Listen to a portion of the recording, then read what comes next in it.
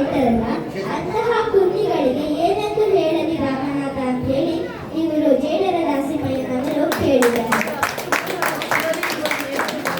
ಮತ್ತೆ ನಾವು ಅನುಭವ ಮಂಟಪವನ್ನ ಇಡೀ ವಿಶ್ವದ ಮೊದಲ ಸಂಸತ್ತು ಅಂತ ಹೇಳಿ ಕರೀತೀವಿ.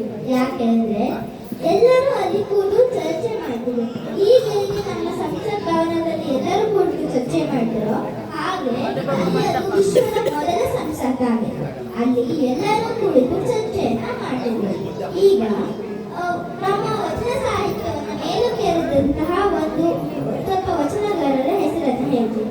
ಬಸವಣ್ಣನಾಗಿರ್ಬೋದು, ಅಕ್ಕ ಮಹಾದೇವಿ, ಆಯ್ದಕ್ಕಿ ಲಕ್ಕಮ್ಮ, ಆಯ್ದಕ್ಕಿ ಮಾರಯ್ಯ, ಅಂಬಿಗರ ಚೌಡಯ್ಯ, ಅಲ್ಲಮ ಪ್ರಭುಗಳು, ಅನಂತರ ನೀಲಾಂಬಿಕೆ, ಗಂಗಾಂಬಿಕೆ ಇವರೆಲ್ಲ ಸಹ ನಮ್ಮ ಒಂದು ವಚನ ಸಾಹಿತ್ಯವನ್ನ ಉತ್ತುಂಗಕ್ಕೆ ಏರಿಸಿದ್ರು.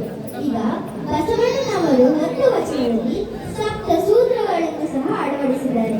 ಆ ವಚನ ಎಲ್ಲರಿಗೂ ಪರಿಚಿತವಾದಂತಹ ಒಂದು ವಚನ. ಕಳಬೇಡ ಕೊಲಬೇಡ, ಹುಸಿಯ ನುಡಿಯಲು ಬೇಡ, ಮುನಿಯಬೇಡ, ಅನ್ಯರಿಗೆ ಅಸಹ್ಯ ಪಡಬೇಡ, ತನ್ನ ಬಣ್ಣಿಸಬೇಡ, ಇದರ ಹಳಿಯಲು ಬೇಡ.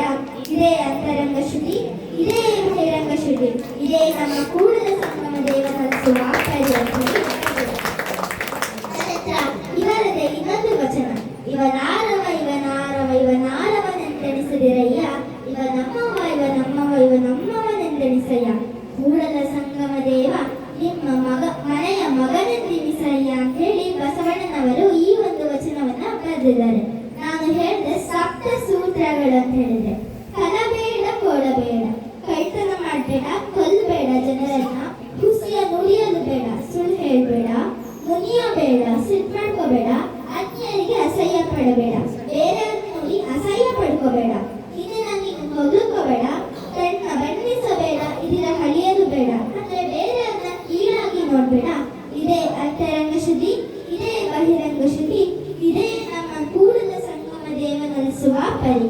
ಅಂದ್ರೆ ಇದನ್ನೇ ಒಂದು ದೇವರು ಮೆಚ್ಚೋದು ಅಂತ ಹೇಳಿ ಬಸವಣ್ಣನವರು ಹೇಳಿದ್ದಾರೆ. ಈ ಎಲ್ಲಾ ಸಪ್ತ ಸೂತ್ರಗಳನ್ನು ನಮ್ಮ ಜೀವನದಲ್ಲಿ ಅಳವಡಿಸಿಕೊಂಡ್ರೆ ನಮ್ಮ ಜೀವನ ಒಂದು ಬಂಗಾರದ ಜೀವನದ ರೀತಿ ಆಗತ್ತೆ. ಈಗ ಅಲ್ಲಮ ಪ್ರಭುಗಳು ಒಂದು ವಚನವನ್ನ ಬರೆದಿದ್ದಾರೆ. ಹೊನ್ನು ಹೊನ್ನು ಎಂಬರೆ ಮಾಯೆ ಎಂಬರು, ಮಣ್ಣು ಮಾಯೆ ಎಂಬರು, ಹೆಣ್ಣು ಮಾಯೆ ಎಂಬರು, ಹೆಣ್ಣು ಮಾಯೆ ಅಲ್ಲ, ಹೊನ್ನು ಮಾಯೆ ಎಂಬರು, ಹೊನ್ನು ಮಾಯೆ ಅಲ್ಲ, ಮಣ್ಣು ಮಾಯೆ ಎಂಬರು, ಮಣ್ಣು ಮಾಯೆ ಅಲ್ಲ, ನಿಮ್ಮ ಮನಸ್ಸಿನ ಆಸೆ ಮಾಯೆ ಕಾಣ ಗುಹೇಶ್ವರ ಅಂತ ಹೇಳಿ ಅವರು ಈ ಒಂದು ವಚನವನ್ನು ಬರೆದಿದ್ದಾರೆ. ಇಲ್ಲಿ ವಚನ ಸಾಹಿತ್ಯ ಕೇವಲ ಸಾಹಿತ್ಯವಲ್ಲ, ಅದು ಒಂದು ಸಂದೇಶ, ಮಾನವೀಯತೆಯ ಒಂದು ಬದುಕಿನ ದಾರಿ. ವಚನ ಸಾಹಿತ್ಯ ನಮಗೆ ಹೇಗೆ ಬದುಕಬೇಕು, ಸಮಾನತೆ, ಪ್ರೀತಿ ಮತ್ತು ಸಹಾನುಭೂತಿಯ ಪಾಠವನ್ನ ಕಲಿಸ್ಕೊಡುತ್ತೆ. ವಚನ ಸಾಹಿತ್ಯವು ಇದನ್ನೆಲ್ಲ ಜಾತಿ ಬೇಡ, ಮತ್ತೆ ಸ್ಪೃಶ್ನೆ ಮಾಡಬೇಡಿ, ಸ್ತ್ರೀ ಪುರುಷರಲ್ಲಿ ಅಸಮಾನತೆ ಬೇಡ ಅಂತ ಹೇಳಿ ನಮ್ಮ ಶರಣರೆಲ್ಲ ಸೇರಿ ಈ ಜ್ಞಾನವನ್ನ ಅವರ ವಚನದ ಮೂಲಕ ನಮಗೆ ತಿಳಿಸ್ಕೊಡ್ತಾರೆ. ಇದನ್ನೆಲ್ಲ ನಾವು ನಮ್ಮ ಜೀವನದಲ್ಲಿ ಅಳವಡಿಸಿಕೊಂಡ್ರೆ ನಮ್ಮ ಜೀವನ ಒಂದು ತುಂಬಾ ಒಂದು ಸ್ಫೂರ್ತಿದಾಯಕವಾದ ಜೀವನವಾಗುತ್ತೆ ಅಂತ ಹೇಳ್ತಾ ಇಲ್ಲಿ ನನಗೆ ಮಾತನಾಡಲು ಅವಕಾಶ ಕೊಟ್ಟಿರುವಂತಹ ಎಲ್ಲ ಶರಣರಿಗೂ ಧನ್ಯವಾದಗಳು.